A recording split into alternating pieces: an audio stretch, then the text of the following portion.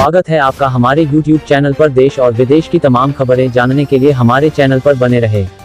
आज की पहली खबर है, प्रधानमंत्री नरेंद्र मोदी ने संयुक्त राष्ट्र आम सभा को संबोधित किया। कोरोना महामारी के चलते इस साल यह बैठक ऑनलाइन हो रही है और दुनिया के सभी नेताओं ने वर्चुअल तरीके से आम सभा को संबोधित किया है। 75वीं संयुक्त राष्ट्र आम सभा को संबोधित करते हुए पीएम मोदी ने अपने भाषण में कहा कि संयुक्त राष्ट्र का संस्थापक सदस्य होने पर गर्व है। पीएम मोदी ने संयुक्त राष्ट्र के स्वरूप में बदलाव की मांग करते हुए कहा कि यह आज के समय की जरूरत है। भारत के लोग इन बदलावों की लंबे समय से प्रतीक्षा कर रहे हैं। पीएम मोदी ने कहा कि दुनिया का सबसे बड़ा लोकतंत्र और दुनिया की सबसे बड़ी युवा आबादी वाले देश को अब यूएन की फैसले लेने वाली प्रक्रिया का हिस्सा बनाया जाना चाहिए। वही अगली खबर है, कोरोना वैक्सीन को लेकर ऑक्सफोर्ड द्वारा विकसित किए जा रहे टीके कोविशील्ड का परीक्षण महाराष्ट्र की राजधानी मुंबई के केईएम अस्पताल में मनुष्यों पर किया जाएगा। परीक्षण 3 लोगों पर किया जाएगा। वैक्सीन का नाम कोविशील्ड है। वही अगली खबर जम्मू कश्मीर से है। शनिवार को मध्यम तीव्रता का भूकंप महसूस किया गया, लेकिन किसी भी प्रकार के जानमाल के नुकसान की कोई सूचना नहीं है। हालांकि भूकंप की वजह से लोगों में दहशत भर गई और काफी लोग घरों से बाहर आ गए। जमीन से 120 किलोमीटर नीचे था भूकंप का केंद्र।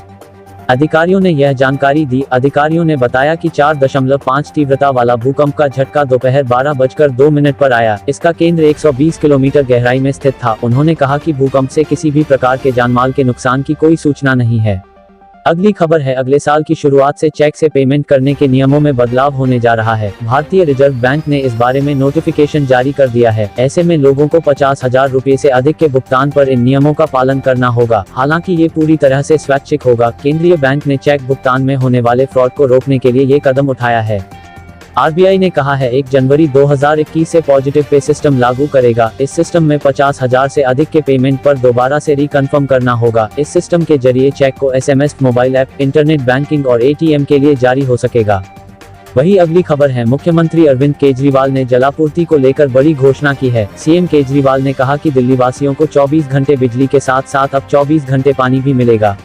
कल वर्चुअल माध्यम से प्रेस कॉन्फ्रेंस में सीएम केजरीवाल ने कहा कि दिल्ली सरकार जलापूर्ति के प्रबंधन को बेहतर बनाने और पानी की बर्बादी न हो, यह सुनिश्चित करने के लिए सलाहकार नियुक्त कर रही है। केजरीवाल ने कहा है, विपक्ष के कुछ नेता कह रहे हैं कि दिल्ली में पानी का निजीकरण किया जा रहा है। मैं आपको भरोसा दिलाता हूं कि ऐसा कभी नहीं हो सकता।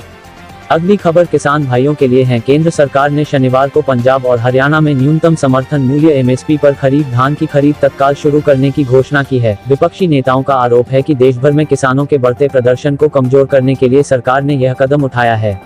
वहीं सरकार का दावा है कि पंजाब हरियाणा में खरीफ फसल की जल्दी आवक शुरू होने के कारण उसने यह फैसला लिया है। आमतौर पर धान की खरीद 1 अक्टूबर से शुरू होती है। 2020-21 खरीफ विपणन वर्ष के लिए धान की खरीद सभी मुख्य उत्पादक राज्यों में 1 अक्टूबर से शुरू की जानी थी। वही अगली खबर है, सुशांत सिंह ड्रग मामले में एनसीबी सख्ती के साथ एक के बाद एक ड्रग पैडलरों और स्टॉर्स पर शिकंजा कस रही है। इस केस में धर्मा प्रोडक्शन के एग्जीक्यूटिव प्रोड्यूसर क्षितिज प्रसाद का भी नाम सामने आया है, जिसे एनसीबी ने पूछताछ के बाद गिरफ्तार कर लिया है। खबरें हैं कि क्षितिज के घर से ड्रग्स बरामद हुआ है। अगली खबर, मानसूनी बारिश ने इस साल काफी तांडव मचाया है, जिससे कुछ इलाकों में किसानों की खरीफ की फसलों को काफी नुकसान झेलना पड़ा है। मानसून का अंतिम पड़ाव चल रहा है, लेकिन बारिश अब भी कुछ इलाकों में लोगों की मुसीबत बनी हुई है। दक्षिण पश्चिम मानसून करीब 2 हफ्तों की देरी से 28 सितंबर के आसपास उत्तर पश्चिम भारत के चरम भागों से वापस लौटने को तैयार है। अगली खबर है, राम जन्मभूमि का विवाद सुलझ जाने के बाद अब श्री कृष्ण जन्मस्थान का मुद्दा गरमाने लगा है। मथुरा की सीनियर सिविल जज छाया शर्मा की अदालत में श्री कृष्ण ठाकुर जी विराजमान सहित कई भक्तगणों को वादी बनाते हुए मांग की है कि 12 अक्टूबर 1968 को हुए समझौता और 20 जुलाई 1973 को हुई डिक्री रद्द किया जाए। याचिका के जरिए 13.37 एकड़ जमीन पर श्री कृष्ण जन्मभूमि का मालिकाना हक मांगा है, जिसमें ईदगाह भी शामिल है।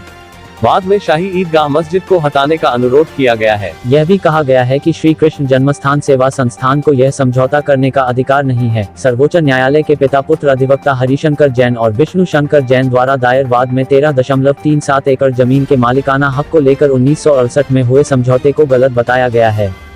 अगली खबर बंगाल से है। फिर से राष्ट्रीय महासचिव बनाए जाने के बाद प्रदेश भाजपा के केंद्रीय प्रभारी कैलाश विजयवर्गीय ने ममता सरकार पर जोरदार हमला बोला। ममता बनर्जी को देश की आंतरिक सुरक्षा के लिए खतरा बताया। कहा कि ममता बनर्जी घुसपैठियों, नक्सलवादियों और आतंकवादियों को पनाह दे रही हैं।